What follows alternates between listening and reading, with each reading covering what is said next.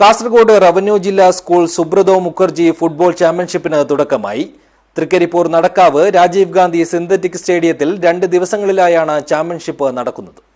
This news sponsored by Manual Silks, Mega Mall, Main Road, Kanyangad, also at Kannur, Irati and Pattambi. ജില്ലയിലെ 7 ഉപജില്ലകളിലെ ജേതാക്കളായ school ടീമുകളാണ് ചാമ്പ്യൻഷിപ്പിൽ പങ്കെടുക്കുന്നത്. Sub junior ആൺ, junior ആൺ, ജൂനിയർ പെൺ എന്നീ വിഭാഗങ്ങളിലാണ് മത്സരം.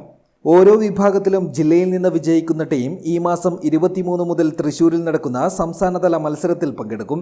തൃക്കരിപ്പൂർ നടക്കാവ് രാജീവ് ഗാന്ധി സിന്തറ്റിക് ടർഫിൽ ചാമ്പ്യൻഷിപ്പിന്റെ ഉദ്ഘാടനം Kerala football association deputy secretary TKM Muhammad Rafeeq നിർവഹിച്ചു.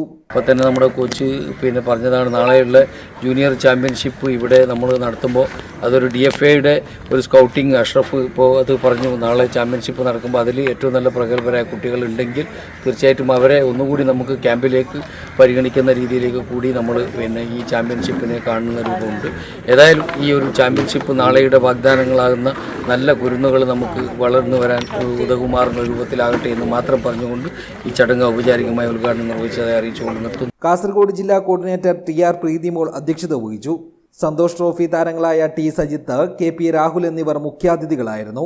Football association treasurer Muhammad Ashraf, football പരിശീലകൻ KV ഗോപാലൻ, റവന്യൂ ജില്ലാ games association secretary KV Biju, B Mohanan തുടങ്ങിയവർ സംസാരിച്ചു. News bureau, Cheruvathur.